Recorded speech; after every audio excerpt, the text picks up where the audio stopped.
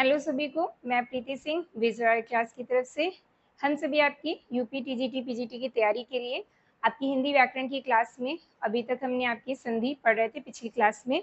आज से हम नई की क्लास शुरू कर रहे हैं जिसमें हम आपके समास शुरू करते हैं। ठीक है, पहले हम देखते हैं समास क्या होता है। ठीक है, समास का अर्थ समझते हैं। समास का अर्थ होता है संक्षिप्त। ठीक है, समास का अर्थ क्या होता है? संक्षिप्त। ठीक, समास क्या होता है? दो या दो से अधिक शब्दों से मिलकर बने हुए नए सार्थक शब्द को समास कहते हैं। दो या दो से अधिक शब्दों से मिलकर बने नए सार्थक शब्द को क्या कहते हैं? समास कहते हैं। समास कहते हैं।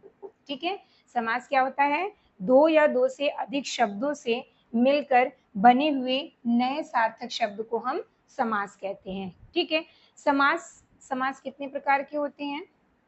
समास के प्रकार जो है वो आपके 6 प्रकार माने जाते हैं। ठीक है, समास के बाद अब इसमें क्या होता है? समास समस्त पद के सभी पदों को अलग अलग किए जाने की प्रक्रिया क्या कहलाती है? समास विग्रह।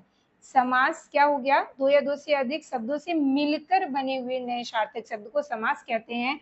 और जो आपका समस्त पद है, समस्त पदों को अलग अलग करने की प्रक्रिया क्या कहलाती है? की प्रक्रिया आपकी क्या कहलाएगी? समास विग्रह। समास विग्रह। ठीक है, तो ये आपको याद रखना है कि समास का क्या होता है? विग्रह होता है। या समास का हम विलोम कहें तो समास का विलोम क्या होगा आपका? समास विग्रह होगा। ठीक है, जिस तरह हमने संधि का विच्छेद होता है उसी तरह समास का क्या होगा? विग्रह होगा। समस्त पदों को अलग अलग करने की प्रक्रिया क्या कहलाती है? समास विग्रह कहलाती है। ठीक है, तो समास समझ में आया? समास क्या होता है? दो या दो से अधिक शब्दों से मिलकर बने नए सार्थक शब्द को हम समास कहते हैं। और उन्हीं समस्त पदों को अलग अलग करने की प्रक्रिया क्या कहलाती है? समास विग्रह कहलाती है। ठीक है, समास कितने प्रकार के होते हैं? 6 प्रकार के। चलिए समास के प्रकार देखते हैं।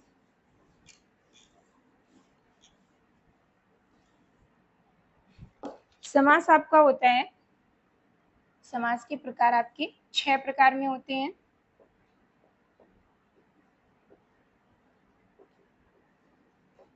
ठीक, समास के प्रकार कितने? 6 प्रकार के होते हैं।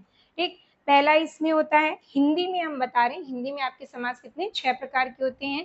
पहला समास होता है आपका अव्ययी भाव समास। पहला समास क्या है?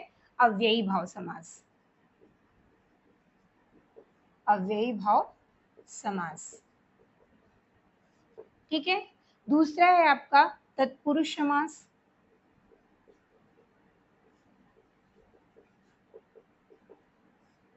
तीसरा कर्मधारय समास।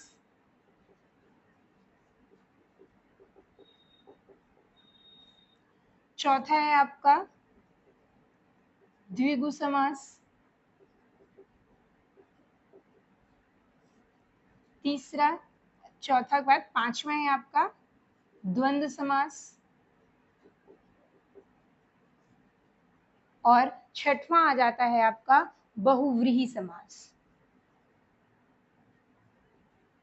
बहुव्रीहि समास।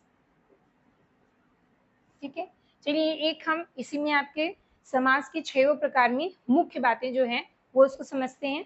तो क्या है कि आपके समास कितने हैं? 6 प्रकार के होते हैं, जिसमें से आपका अव्ययी भाव समास।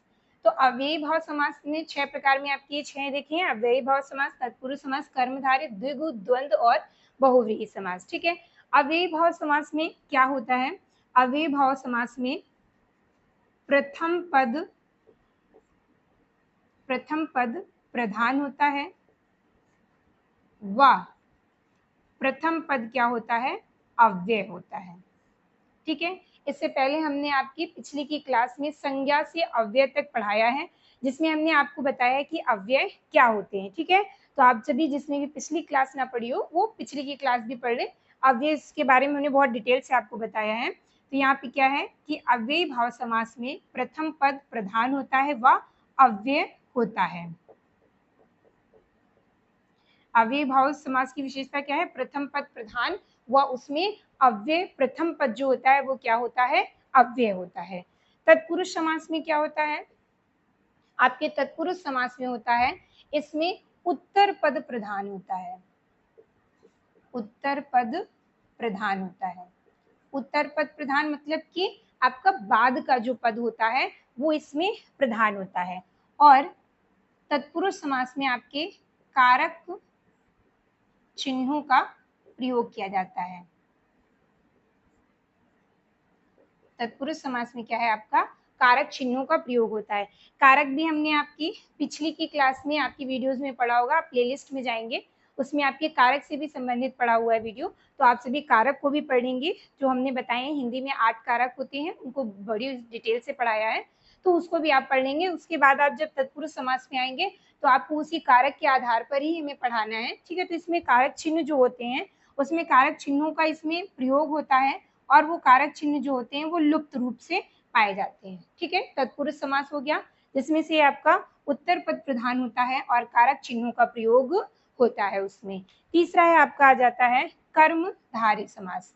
कर्मधारय समास में क्या होता है, कर्मधारय समास में आपका विशेषण विशेष्य का प्रयोग होता है, विशेषण विशेष्य,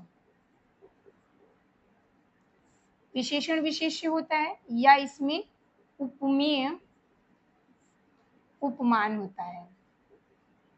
ठीक है, कर्मधारय समास में क्या होता है, इसकी विशेषता होती है इसमें विशेषण विशेष्य होता है और उपमेय उपमान होता है। हमने आपको इससे पहले जब कारक पढ़ाया है, संज्ञा से अव्यय तक पढ़ाया है, जिसमें आपको हमने विशेषण विशेष्य के बारे में भी बताया है। तो विशेषण और विशेष्य क्या होते हैं ये भी हम पिछले की क्लास में पढ़ चुके हैं, जिसने पिछले की वीडियो ना देखी हो वो भी देख ले। ठीक, तो कर्मधारय समास की क्या विशेषता होती है, उसमें विशेषण और विशेष्य होते हैं और उपमेय और उपमान होता है। ठीक है, उसके बाद आपका आ जाता है द्विगु समास। द्विगु समास में क्या होता है, द्विगु समास का जो प्रथम पद होता है, द्विगु समास का प्रथम पद संख्यावाचक होता है, संख्यावाचक होता है। ठीक है, तो द्विगु समास में प्रथम पद क्या होते हैं, संख्यावाचक होते हैं। इसके अलावा हम आपको और भी बताएंगे कि द्विगु समास में कौन से संख्यावाचक हो करके भी वो आपके द्विगु के अलावा जो अपवाद स्वरूप में आते हैं उनके बारे में पढ़ेंगे। ठीक है, लेकिन द्विगु की मेन विशेषता क्या होती है, इसका प्रथम पद जो होता है वो कैसा होता है, संख्यावाचक होता है। इसके बाद आपका आ जाता है द्वंद्व समास। द्वंद्व समास में क्या होता है, द्वंद्व समास में दोनों पद प्रधान होते हैं, दोनों पद प्रधान होते हैं। और द्वंद्व समास में आपके योजक चिन्ह का प्रयोग होता है, योजक चिन्ह का प्रयोग।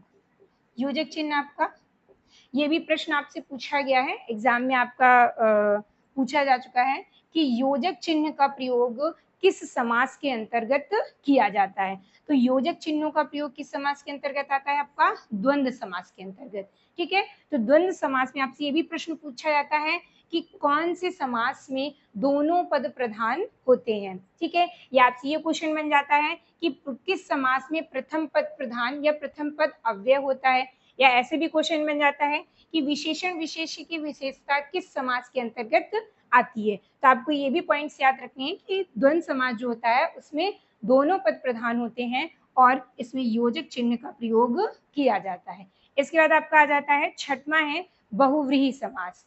बहुव्रीहि समास में क्या होता है, बहुव्रीहि समास में आपका अन्य पद प्रधान होता है, अन्य पद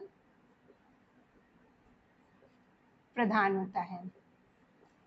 अन्य पद का प्रधान होने का अर्थ, जैसे कि इसमें बहुव्रीहि समास जब हम पढ़ते हैं तो उसमें जो आपका वाक्य दिया होता है उस वाक्य से हट करके एक अलग अर्थ निकलता है, तो उसमें एक अन्य पद बनता है, वो उस अन्य पद की प्रधानता होती है, तो ये यहाँ पे आपकी बहुव्रीहि समास हो जाता है। ये भी आपसे क्वेश्चन पूछा जाता है कि किस समास में अन्य पद की प्रधानता देखी जाती है, तो वो कौन सा है, आपका बहुव्रीहि समास है। ठीक है, तो ये आपके हो गए समास। समास में जिसमें हमने आपको 6 प्रकार के बारे में पढ़ा, जिसमें आपका अव्ययी भाव समास, तत्पुरुष समास, कर्मधारय समास, द्विगु समास, द्वंद्व समास और बहुव्रीहि समास है।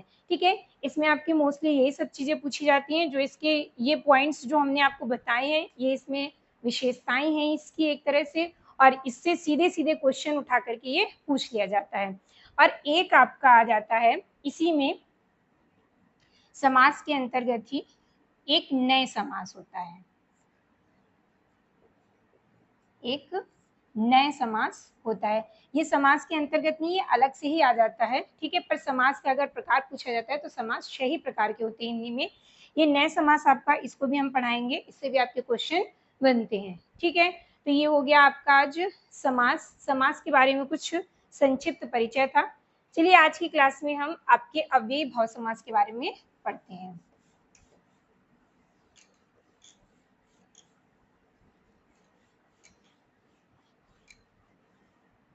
पहला समास आज हम की क्लास में हम देखते हैं। पहला आपका कौन सा है, अव्ययी भाव समास।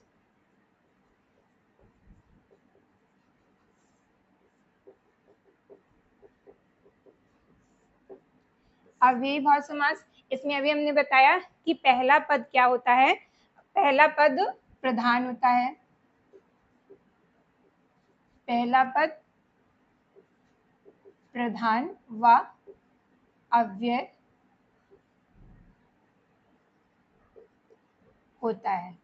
ठीक है, अव्ययी भाव समास में पहला पद प्रधान व अव्यय होता है, और इसका जो दूसरा पद होता है, दूसरा पद क्या होता है, संज्ञा होती है। दूसरा पद आपका संज्ञा होता है। ठीक है, समस्त पद अव्यय की प्रधानता होती है। इसमें समस्त जो पद बनता है उसमें क्या, अव्यय की प्रधानता होती है। कुछ अव्यय के शब्द हैं जो आपके पूछे इसमें लिए जाते हैं। कौन से अव्यय के शब्द हैं, उनको आपको याद कर लेना है कि अगर ये शब्द आते हैं तो ये आपका अव्ययी भाव समास बनेगा। प्रति, यथा, बे,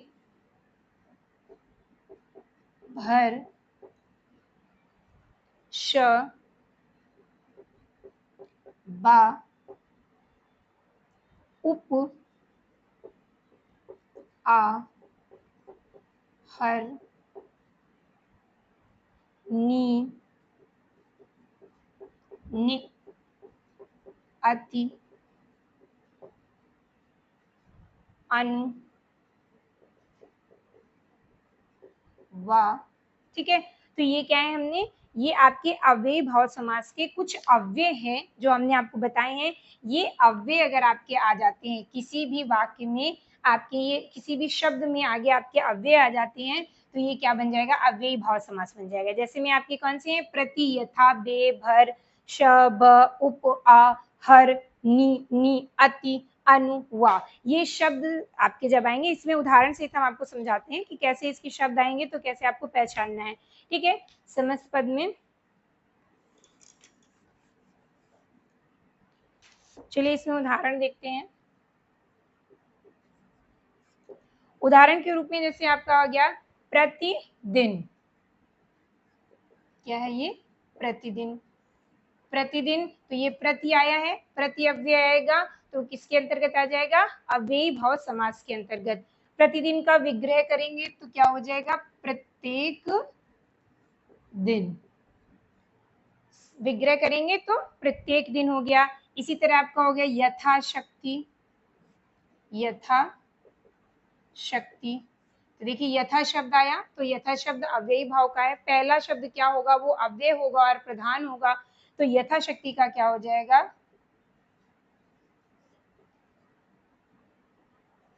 शक्ति भर। यानी कि जितनी आपकी शक्ति है उतना ही काम, ठीक है, यथाशक्ति ही काम करेंगे। ठीक, इसी तरह और आपके देखते हैं एग्जाम्पल में, जैसे आपका हो गया यथा संभव, यथा संभव, यथा संभव में यानी कि संभव भर, यानी कि जितना संभव हो, संभव भर, जितना संभव हो उतना ही काम होगा, ये आ जाएंगे। जैसे आपका हो गया एक शब्द प्रत्यक्ष, प्रत्यक्ष है, ठीक है। तो अब इसमें आपको ये देखना है, हमने इससे पहले इसलिए आपको संधि पढ़ा दिया है कि आपको संधि बहुत अच्छे से आनी चाहिए। जैसे इसमें आपका आ गया प्रत्यक्ष, तो अब आप इसमें ये देखेंगे कि प्र जो है वो तो अव्यय बताया नहीं मैम ने, तो प्र यहाँ पे नहीं है, इसका आपको संधि विच्छेद भी करना है। इसमें आपको देखना है कि कौन सा अव्यय लगा हुआ है। तो प्रत्यक्ष का हमने संधि विच्छेद कर दिया, प्रतिधन अक्ष हो गया, तो ये प्रति आपका निकल के आ गया। प्रति कैसा है, अव्यय शब्द है, तो ये किसके अंतर्गत आ जाएगा, आपका अव्ययी भाव समास के अंतर आ जाएगा। और प्रतिधन अक्ष अर्थात कि अक्ष के प्रति, अक्ष के प्रति यानी कि आंखों के सामने, आंखों के सामने प्रत्यक्ष है, ये प्रत्यक्ष है आंखों के सामने, अक्ष यानी कि आंख और प्रति यानी कि उसके सामने, ठीक है। तो ये आपको याद रखना है कि ऐसा कुछ शब्द आता है तो वो आपको संधि विच्छेद भी करके देख लेना है कि कहीं वो प्रति शब्द जुड़ तो नहीं रहा है, ठीक। इसके अलावा जैसे और आपकी हो गए आजन्म, आजन्म, आ हमने प्रत्यय बताया था, आ अव्यय बताया था, आ जब जुड़ेगा तो क्या हो जाएगा, आजन्म का हो जाएगा जन्म भर, आजन्म, ठीक है, मैंने इसको आजन्म काम किया। आजीवन,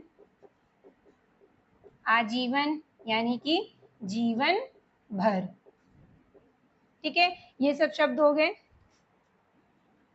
चलिए कुछ और एग्जाम्पल आपके देखते हैं अव्ययी भाव समास के अंतर। जैसे आपका हो गया व्यर्थ, व्यर्थ में है, इसमें वाह हमने बताया था, व्यर्थ यानी कि बिना अर्थ का, बिना अर्थ का व्यर्थ है, कोई भी काम व्यर्थ है यानी कि बिना अर्थ का है वो। जैसे हो गया भर पेट, तो भर हमने आपको बताया था, भर अव्यय अगर आएगा तो अव्ययी भाव समास बन जाएगा। भर पेट यानी कि पेट भर के, पेट भर, पेट भर के, ठीक है, भर पेट खाना खाया हमने यानी कि पेट हमारा भर गया है। तो भर कैसा है आपका, इसी तरह हो गया भरसक, भरसक, भरसक में क्या बन जाएगा आपका शक्ति भर, शक्ति भर, कैसे, भरसक यानी कि कहते हैं हम कि हमने भरसक प्रयास किया परंतु वो कार्य नहीं हुआ। भरसक प्रयास यानी कि हमने अपनी शक्ति जितनी थी शक्ति भर काम किया, ठीक है। इसी तरह जैसे आपका होगा बेशर्म, बेशर्म शब्द हो गया, तो बेशर्म का क्या हो गया, बिना शर्म का, बिना शर्म का, ठीक है। इसी तरह और आपके बन गए, जैसे परोक्ष हो गया अपाद मस्तक, आपाद मस्तक, ठीक है, तो ये आपाद मस्तक है। आ गया आपका अव्यय, तो ये आपका अव्ययी भाव समास हो गया। और इसका क्या हो जाएगा अपाद मस्तक यानी कि पाद से मस्तक तक, पाद यहाँ पे अर्थात ये क्या है पैरों से, ठीक है, पैरों से मस्तक तक, आपाद मस्तक यानी कि पैरों से मस्तक तक के रहे, ठीक है। यावत जीवन हो गया, यावत जीवन, यावत जीवन भी आपसे पूछा गया है, तो यावत जीवन का क्या हो जाएगा जीवन भर, जीवन भर, ठीक। तो ये आपके अव्ययी भाव समास के कुछ हो गए। जैसे उपकूल, उपकूल, उप हो गया, उप यहाँ पे अव्यय लग गया है, तो उपकूल का क्या बन जाएगा कूल के निकट, उपकूल का क्या हो जाएगा कूल के निकट, कूल क्या होता है किनारा होता है, ठीक है, तो उपकूल का क्या हो जाएगा कूल के निकट, कूल अर्थात की किनारा हो गया। तो ये किसके अव्ययी भाव समास के अंतर्गत आते हैं, ठीक। एक और है अव्ययी भाव समास के अंतर्गत, जब आपसे कोई भी शब्द कई बार आता है तो वो क्या बनता है, अव्ययी भाव समास बनता है। कोई शब्द बार बार आए तो वो अव्ययी भाव समास होता है।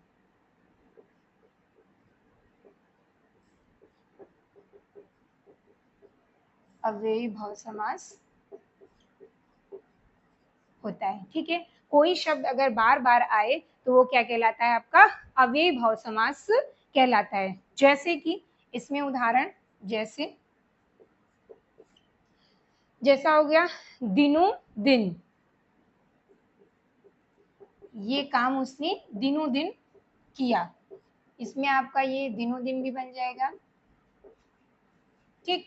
दिन दिन हो गया, दिन दिन काम करता था, या हो गया वो रात रात काम करता था, रात रात, तो रातों रात, रातों रात, ठीक है। इसी तरह हो गया जैसे बार बार, बार बार, बार बार कोई काम होता है तो क्या हो जाएगा यहाँ पे, जैसे बारंबार, बारंबार, बार बार को हम बारंबार कहते हैं ना, उसी तरह। जैसे हाथों हाथ, हाथों हाथ, तो क्या हो जाएगा ये आपका हाथों हाथ, हमने कोई कार्य जो किया वो हाथों हाथ लिया दिया, या हाथों हाथ हमने कार्य का किया, ठीक है। तो ये भी आपको याद रखना है कि अव्ययी भाव समास का एक ये भी होता है कि कोई शब्द जो है वो बार बार आता है तो वहां पे अव्ययी भाव समास होता है, जैसे इसमें आपके कुछ एग्जाम्पल हमने देखा है, ठीक है। इसी तरह ये आपके हो गए अव्ययी भाव समास के बारे में आज हमने बताया, और समास किसे कहते हैं, समास के प्रकार कितने होते हैं, आज की क्लास में ये देखा। अब नेक्स्ट की क्लास में हम आगे के समास आपके पढ़ेंगे जो भी आपके आते हैं, ठीक है।